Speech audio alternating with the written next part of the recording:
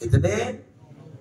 9 بیٹے کربلا کے میدان میں مولا علی شیر خدا کے شہید ہوئے، اور 9 بیٹوں کی اولادیں وہیں پر شہید ہوئی، اور مولا علی کے نواسے پوترے حضرت ابو طالب کے بیٹے جعفر طیار، ان کی اولاد کربلا میں شہید ہوئی، مولا حضرت ابو طالب کے بیٹے عقیل، ان کی اولاد وہاں پر شہید ہو گئی۔ تو کربلا کے میدان میں اکثریت 50 سے زیادہ اگر آپ دیکھیں گے تو مولا ابو طالب کا خاندان وہاں پر کٹا ہے۔ تو اسلام کے لیے مال دینا آسان ہے، آل اگر کسی نے دی ہے تو علی ابن ابی طالب نے دی، بچے کو دے کر اس دین کو زندہ کیا۔ کون ہے ایسا؟ حسین علیہ السلام جیسا سقی۔ خدا کی عزت کی قسم ہے، جب تک یہ میناروں سے اللہ اکبر کی صدائیں آتی رہے گی، حسین کا پرچم بلند رہے گا، حسین کا نام بلند رہے گا، امام حسین علیہ السلام کی عظمتیں بلند رہے گی، کیونکہ یہ مسجد، یہ محراب، یہ منبر جو بھی آج ہے یہ صدقہ ہے تو سیدہ کے لال کا صدقہ ہے، صدقہ ہے تو امام حسین علیہ السلام کا صدقہ ہے۔ اور یاد رکھیں، ایک چھوٹی سی بات بول کے اپنی تقریر کو سمیٹتا ہوں، 45 منٹ میرے ہو چکے ہیں، بات کو سمیٹ رہا ہوں۔ امام عالی مقام کا ذکر صرف محرم میں مت کرو، سال کے 365 دن ذکر حسین کرتے رہو، کیونکہ یہ وفاداری نہیں ہے۔ سال میں 10 دن حسین یاد آ جا رہے، اس کے بعد یادش نہیں آ رہی، یہ بے وفائی ہے، یہ بے وفائی ہے۔ دیکھو 10 دن یاد مت کرو، زندگی تمام امام حسین کو یاد کرو، عبادت کا بھی ثواب ملے گا اور زندگی بھی سکون سے چلتی رہے گی۔ اور میں مبارکباد دیتا ہوں ان حضرات کو، محرم کا مہینہ ہے، مبارکبادیں تو دینی نہیں چاہیے، لیکن ایمانی طور پر مبارکباد دے رہا ہوں آپ تمام حضرات کو، یہ گھر والوں کو جنہوں نے ایسی محفلوں کو منعقد کیا ہے، ایسی محفلوں کو منعقد کیا ہے۔ اللہ کے نبی، یہ روایت عبداللہ شاہ صاحب قبلہ محدث دکن شہادت نامے میں لا رہے ہیں، یہی روایت روضۃ الشہداء میں آپ کو مل جائے گی، اور دیگر کتب سیرت امام علی مقام میں، کتب احادیث میں روایت مل جائے گی۔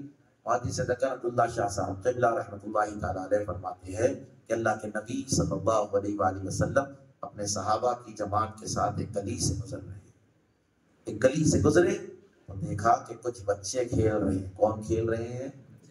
کچھ بچے کھیل رہے ہیں۔ اللہ کے نبی ان بچوں کے قریب گئے، ایک بچے کو اپنی گود میں اٹھایا اور اس کی پیشانی کا بوسہ دے دیا۔ ساری کائنات جس کے قدم چومنے تڑپتی ہو، وہ نبی نے ایک بچے کو اٹھا کر اس کے چہرے کا بوسہ دے دیا۔ صحابہ کرام بڑے خوش ہوئے، عرض کرنے لگے یا رسول اللہ، یہ کون خوش نصیب بچہ ہے جس کو حضور رحمت للعالمین اپنے گود میں اٹھائے بوسے دے رہے ہیں؟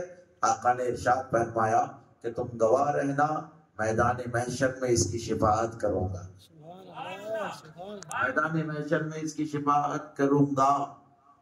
پھر صحابہ نے عرض کیا رسول اللہ، اس نے کیا ایسا عمل کیا ہے؟ اللہ کے نبی نے ارشاد فرمایا پھر گواہ ہو جاؤ، میدان محشر میں اس کے ماں باپ کی بھی شفاعت کروں گا۔ سبحان اللہ۔ حضور نے پھر ارشاد فرمایا گواہ رہ جاؤ، میدان محشر میں اس کے پورے قبیلے کی شفاعت کروں گا۔ سبحان اللہ۔ صحابہ نے عرض کیا رسول اللہ، یہ بھی بخشا گیا، اس کے ماں باپ بخشے گئے، قبیلہ بخشا گیا؟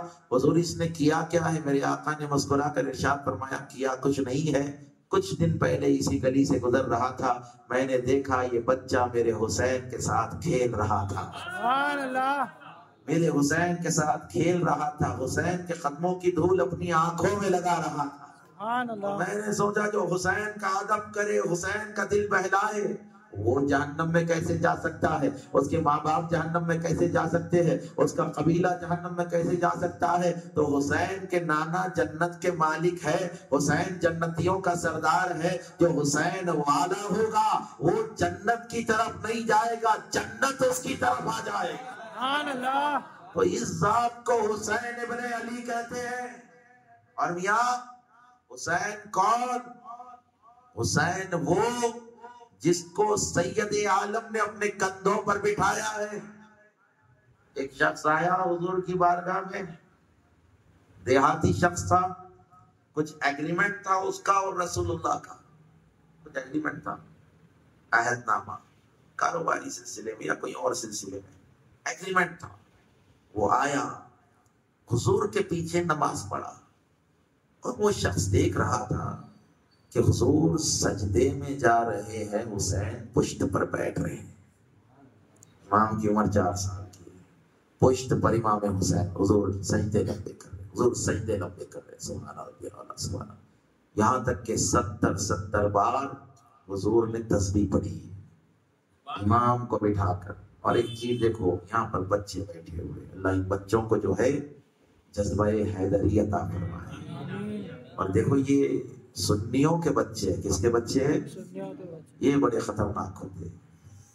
یہ جب نکلتے ہیں تو میدان نہیں، محلے کے محلے، شہروں کے شہر فتح کر لیتے ہیں۔ یہ علی والے ہیں، کیا علی والے، علی کا عشق تمہارے سینوں کے اندر اللہ نے ڈالا ہے، معمولی لوگ نہیں ہیں۔ اب کوئی ایسے بھی لوگ ہوں گے یہاں پر جو مالی طور پر بڑے کمزور ہوں گے، میں خود ہوں، لیکن میں اپنے آپ کو غریب نہیں سمجھتا، میں یہ سمجھتا ہوں میں حیدرآباد کا سب سے زیادہ امیر آدمی ہوں۔ کیوں؟ میں نے ایک روایت پڑھی کہ ایک شخص امام حسن علیہ السلام کی بارگاہ میں آیا اور آ کر عرض کرنے لگا کہ سرکار دعا کیجئے، بڑا غریب ہو۔ کیا بولا؟ بڑا غریب ہو، دعا فرما دیجئے۔ امام حسن مجتبیٰ نے ارشاد فرمایا، کیا تو میرے بابا علی سے محبت کرتا ہے؟ کہا کہ مولا ہاں محبت کرتا ہوں۔ کہا میرے بابا علی کی محبت 10,000 درہم میں دے گا؟ کہا نہیں ہو سکتا۔